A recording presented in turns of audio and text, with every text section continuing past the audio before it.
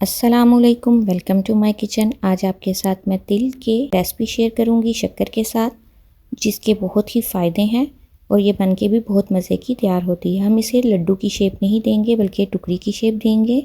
तो आइए बनाना स्टार्ट करते हैं। फर्स्ट स्टेप में आपने जिस ट्रे या मोल्ड में इसे निकालना है उसे ग्रीस करके रख लें। फिर हम सेकेंड स्टेप की तरफ आते हैं। कढ़ाई में 1 कप तिल शामिल करेंगे और इसे मीडियम टू लो फ्लेम पे कुक करेंगे।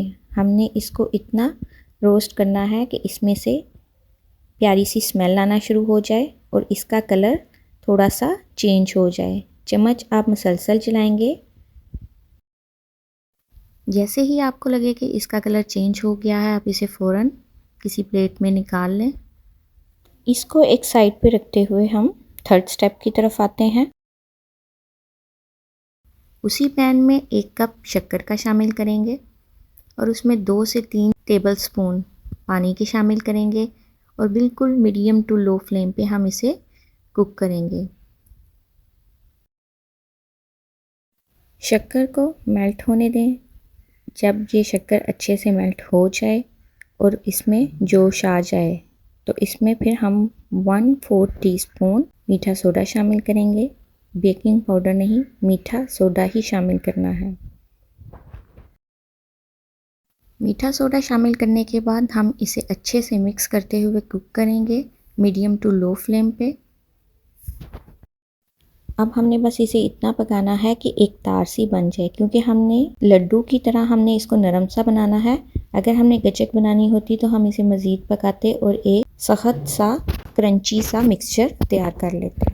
किसी प्लेट में आप थोड़ा सा निकाल के देखें और ठंडा होने का इंतज़ार करें। अगर तो ये जम जाएगा तो इट्स मीन ये रेडी है। इस पॉइंट पे आपने चूल्हा बंद कर देना है और इसमें 2 टेबलस्पून देसी घी के शामिल करेंगे। देसी घी शामिल करने के बाद इसमें तिल शामिल करेंगे और मिक्स कर लेंगे।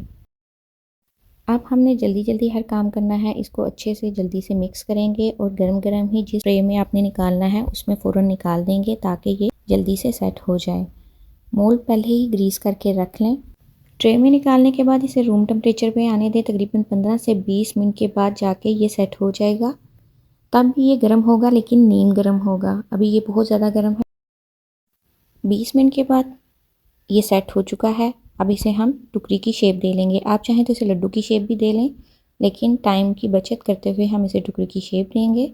अगर आपको मेरी रेसिपीज़ अच्छी लगें तो लाइक करें, अपने फ्रेंड और फैमिली के साथ शेयर करें और मुझे कमेंट में ज़रूर बताएं कि आपको मेरी रेसिपीज़ कैसी लगें।